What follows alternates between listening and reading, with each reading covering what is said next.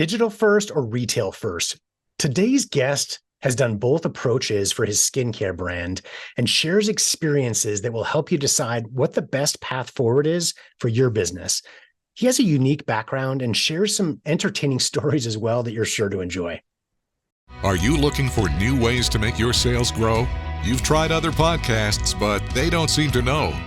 Harvest the growth potential of your product or service as we share stories and strategies that'll make your competitors nervous. Now, here's the host of the Harvest Growth Podcast, John LeClaire. Welcome back to the show. Today, I'm really excited to be speaking with Matty Schirle. He's the founder and CEO of SkinKick. You can see them at SkinKick.com. We're going to dive into exactly what that amazing line of products is, but also Matty's got a really interesting background story that I want to jump into first. But before I do that, Matty, welcome to the show. Thank you very much. Humbled to be here. Looking forward to helping any entrepreneurs today. Well, we're so glad to have you. Let's talk about, before we jump into the product itself, I think you have such an interesting background. Can you talk about your history before SkinKick? Yeah, sure. Well, I started off as an entrepreneur, sixth grade, forcing my mom to put my lawnmower in her trunk. So by the time I was in ninth grade, that's a true story. So literally by ninth grade, I had $3,500 in the bank. So that would be like 18 grand a ninth grader today. So I was pretty aggressive, pretty intense. I loved working. And I built this landscape business in high school and then ended up in college, paying for college. I was a super curious kid. So when we went on vacation, I was the kid that asked 5,000 questions, and then the parents had to go on vacation after the vacation. So I was one of seven. So ended up at University of Michigan. Started in business, but jumped ship and went into chemical engineering because I knew the world was going into high tech and I wanted to be able to answer the questions when I was on the board of directors. So my dream was to be a corporate executive, but I ended up getting that chemical engineering degree, and then I worked in Silicon Valley. So as a chemical engineer, building computer chips, believe it or not. And I did that as an individual contributor, then became a mid-level manager. And at the 10-year anniversary, they offered me the ops manager running $1 billion factory. It was my dream. I loved it, but I turned it down. And I left and I carried a sales bag. I call it I started over. I started from scratch. I started as a salesman. And within 3 years, the company promoted me to vice president of sales, which opened up opportunities. I ended up moving to Japan and working as the highest ranking Japanese employee in Kyoto at one of the most successful Kyoto-based manufacturers of Silicon Valley equipment. So that started my career. And then, I was an entrepreneur inside the company. So I did things like reverse triangular merger. Most business people have never heard of that and can't understand what it is. But basically, we cut off a piece of the Japanese company. And I've got an American company to invest hundreds of millions. And on first day, we were generating $300 million of revenue for the company. So I did those things multiple times, started companies, and then I realized, hey, I need to get back to my roots. I'm not a corporate guy, even though I was successful, but really my heart was being an entrepreneur.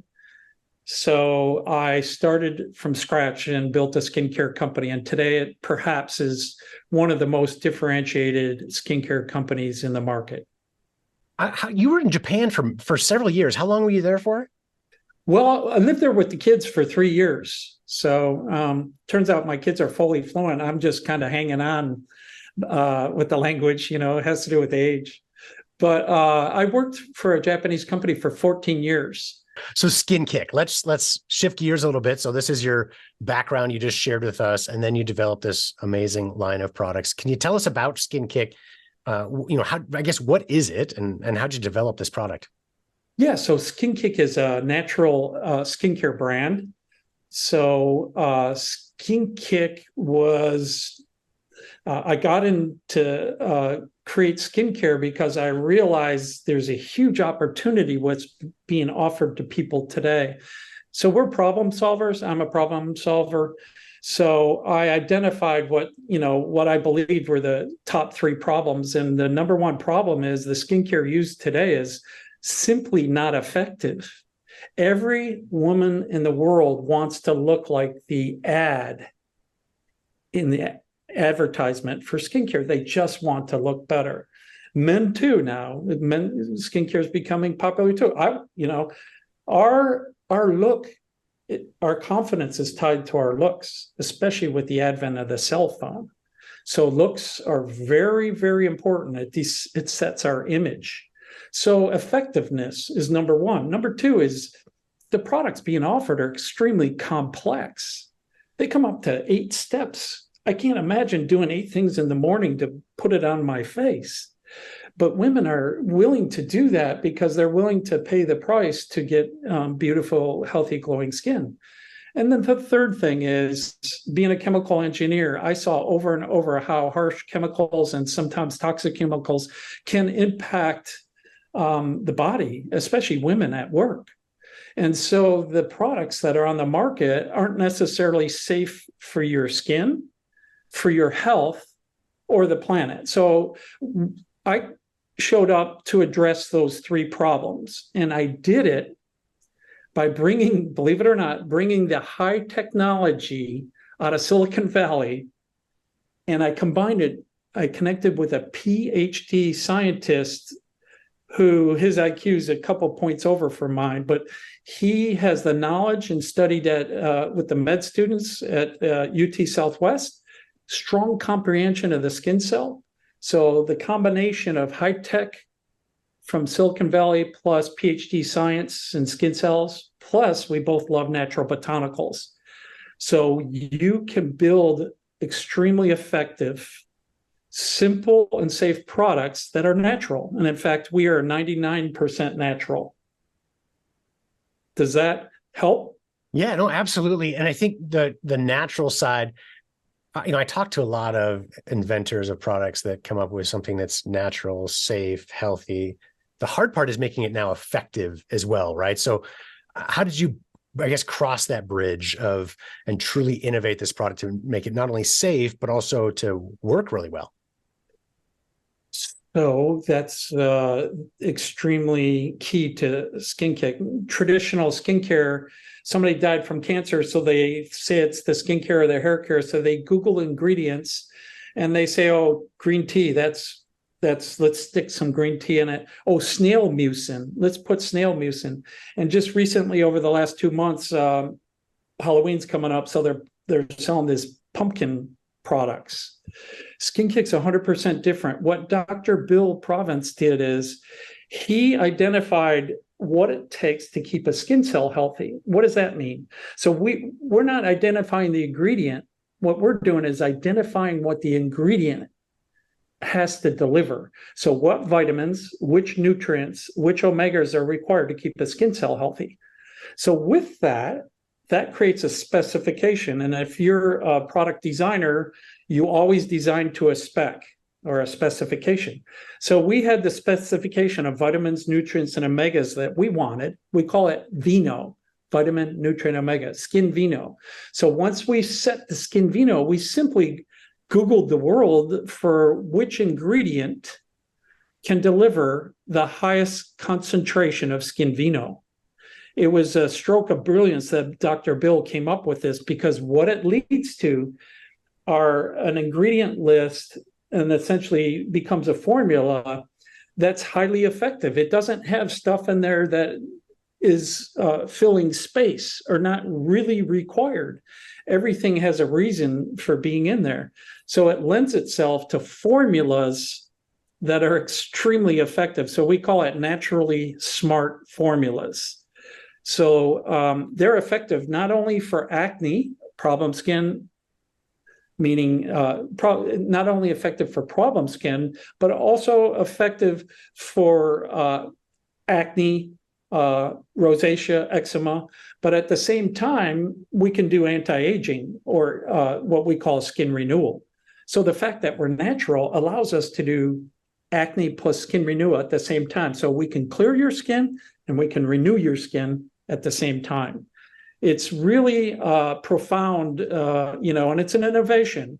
It's coming into a problem and looking at it 5,000 different ways and coming up with a way to solve it. But it's truly a combination of Dr. Bill's skin cell science, and then my chemical engineering background brought the acne business model, which is very novel. So that combination and a love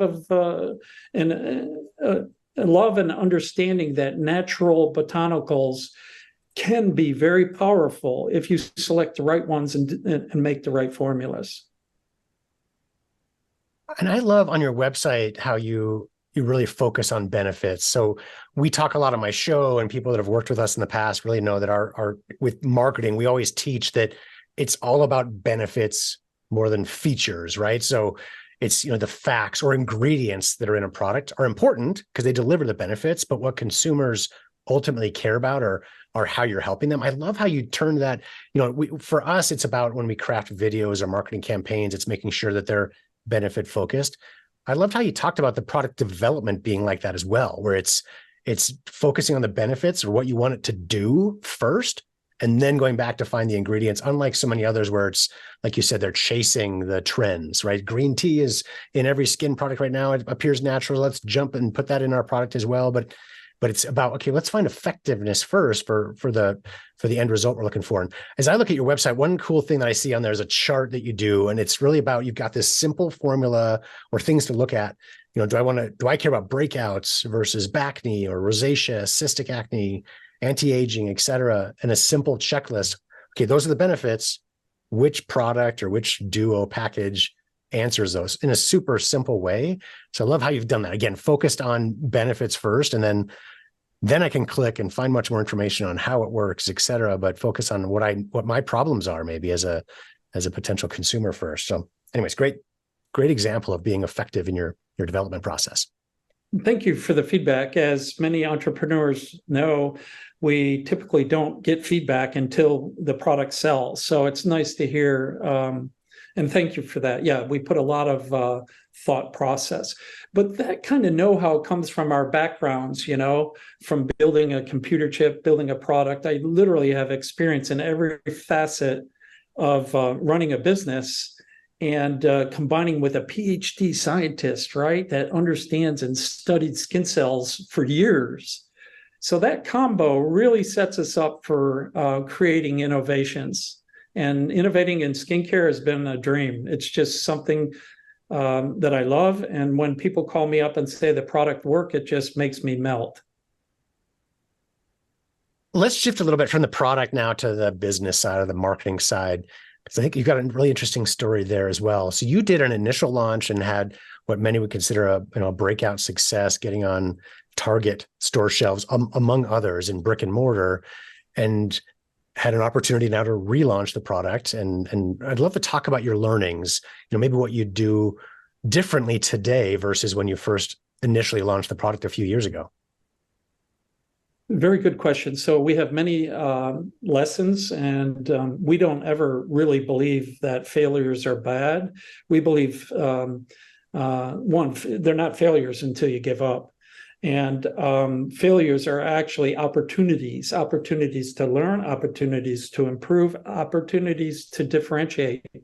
So when I look back, we started, and because we're natural, we're very sensitive about our products or our ingredient list. You have to use exactly what we describe. So we have subcontractors that do the manufacturing. And one of the biggest issues we had in the company is that one of my manufacturers, I have two, right, to back each other up. It's just the risk management. Everybody building a brand should have think about risk management. So always have two suppliers in case there's an earthquake or some kind of catastrophe. This supplier that we had decided to change an ingredient, not change the name of the ingredient used, but the source. they ran out of the natural ingredient and decided to substitute a man-made ingredient. Unfortunately, I wasn't informed of this. The way I learned about it is the phone started ringing, breakout, breakout, breakout. And it was like, the water is bad here. And it took about a month to track down what the root cause was. And because I believe in relationships with my suppliers, I had gone in, and it's always the person working on the floor. If you have a good relationship with them, they'll tell you what happened. And so they substituted a man-made ingredient. They removed a natural ingredient, put a man-made ingredient in. Maybe most cases that's okay, but this validates why we're natural. So as a chemical engineer, I can guarantee you every single process used to make an ingredient will result in an unwanted byproduct. It's impossible to drive the chemical reactions to 100% conversion. So therefore, there's always something that's unknown that comes along with it. And often it's unwanted. It's those unwanted byproducts that aggravate your skin. It's not the molecule that the brand wants in there. It's the unwanted molecule that shows up, and that's what aggravates your skin. So they literally took us down for almost a year. And it was, but so what's the lesson learned? I didn't put the controls in place with the contract with that organization fast enough. Like, I can't do everything at once, but I already knew how to control the supply chain. I just wasn't able to put the controls in place. So I've done it millions of times in semiconductor. I wouldn't say millions, but over and over, I put controls in place. If you control the manufacturing process, you can get the result that you want, which in our case is skincare that's, effective, simple, and safe. And then on the marketing side too, so last time you started going retail first and then digital. This time around, you're flipping the game. So starting with digital and then get into brick and mortar retail as a secondary step. Why the change? So here you come. We're in. We show up as problem solvers to solve this problem in skincare. But quite frankly, one of my limitations is I'm not a CPG guy, right? I'm not a consumer product brand guy. And what we did was decide to be digital first marketing. Okay. So digital first means you're going to sell on the internet before you go retail. So the goal was to get up to 1 million to 2 million in sales, get the attention of the retailers, and then go digital. What happened to us, because the products had so much visibility with the retailers, Target came knocking on our door and invited us to be part of an accelerator called Target Takeoff. The entire SkinKick brand had been designed for Ulta Beauty, not Target. So I was like, why would we do this? And then I realized, hey, take it as an opportunity to learn. Just because you go to the accelerator doesn't mean you have to, go retail. But we went there, spent 5 weeks with them. It was just an incredible experience meeting, 17 of their executives and teaching me and my team how to do retail. So at the end, it turns out there was 10 brands that participated in this accelerator. I think there was 200 that were applied. SkinKick, we learned later, was the only one that was invited because of the white space that we fill, being a natural brand that can do acne and anti-aging. So at the end, 3 brands were offered purchase orders, and SkinKick was one of those. So I had to pivot. I had a decision to make, and I pivoted, I admit. And now I say I'm guilty because I should have stayed in my lane. I should have focused on digital first. And because I was young in CPG, not experienced, I got literally seduced by the purchase order and the opportunity.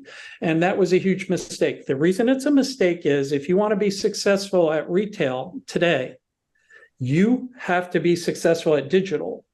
Ulta Beauty asks me every single meeting, where's your TikTok? Where's your TikTok? Where's your TikTok? right? They know how to sell their products. They know that the TikTok drives the customer into their store. And Target was the same way. So, and eventually what we did was we went off shelf, and we're still in Target.com, Macy's.com, and Amazon.com. So what we're going to do here is other things happened because of COVID. We just kind of got piled on, and it wasn't a pretty show.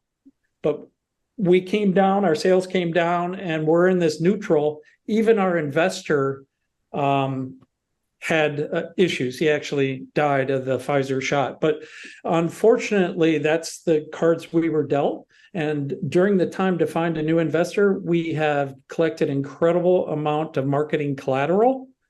So we let the collateral speak for itself. We let the customer speak for itself. And now we realized the brand can do many more skincare operations than we ever believed. So while things aren't really pretty, if this did not happen, I would not be able to know that we can cure rosacea. 20 of 21 cases, we have cured it, like it's gone. It doesn't come back for at least 12 months. And then eczema, and then scarring. If you look at the website, we can fade some of the worst acne scars, and now we're fading sun damage scars. We wouldn't have the opportunity to collect that data if we didn't have that snafu.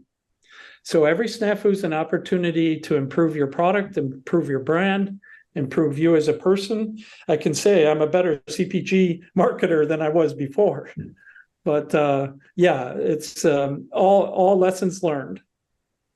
Yeah, and unfortunately, sometimes the biggest lessons come through experience. But as you said before, if we don't look at them as failures, but we look at them as learning opportunities, it doesn't become a failure, right?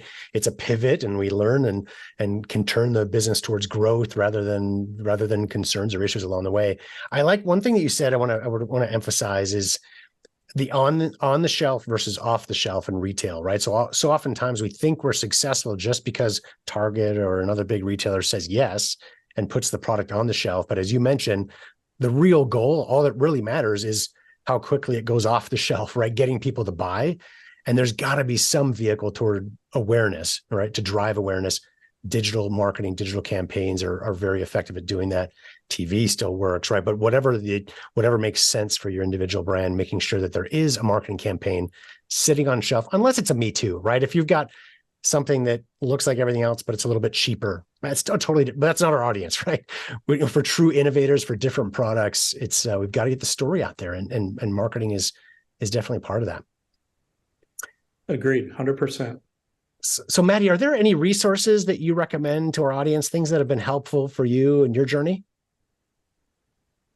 Well, probably the biggest thing I can share is if you're going digital, which you need to be digital first, is don't believe there's one agency that can do all of your digital. That's a myth. Typically, these people start an agency because they were good at something, whether it be email marketing or Instagram or Facebook or TikTok. They were good at something, and then they expanded and put their wings out. I'm sure there's exceptions out there, and there's agencies that can deliver everything. But my experience has been you're better off finding who's good at each core competence, engaging with them.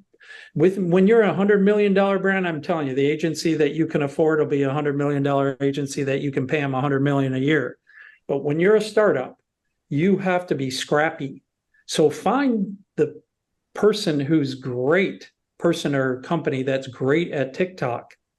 Find the ones that are great at Facebook, the ones that are great at Instagram, the guy that's been at Google all his life. The email marketer, that's all they do is email marketing. And that has been one of the keys for us in digital as we're relaunching. So I would offer that as the most important resource. Yeah, I agree with that. So, I own an agency. I can speak to that where, we focus on video marketing on Facebook and Instagram, and we dabble in other things, and we add them to the mix. But having that core competency gives you a place where you're an expert. And then we bring in When we've got our clients, like, for example, Amazon, we've got a partner that handles that side of it. So it's because that's all that he does. He lives and breathes it all day long, and other vendors or other partners for other avenues. And I think what often happens, that it's a good thing to give caution to our listeners, is sometimes you think the bigger the agency is, right? The small guys will take kind of anything and say they can do it, right? But finding that expert, as you mentioned, is so important. And they're, every agency's typically, or most agencies are good at something, very good at something. Yeah. But the big agencies, it feels like they should be. They've got teams that do TikTok, that do email, that do everything else. The problem is when you've got that team, you don't have anybody that really owns it or that cares about your brand like you do, right? It becomes very transactional. So the bigger agencies are I would say, in my mind, oftentimes spread too thin. So they do everything, but they're not going to have the passion to make sure that whatever they do that's driving results, right? When you have a couple of agencies doing a couple of different things for you, they're going to truly focus on your success. So I think it's a good point. Was there anything, Matty, that I didn't ask that you think could be helpful for our audience?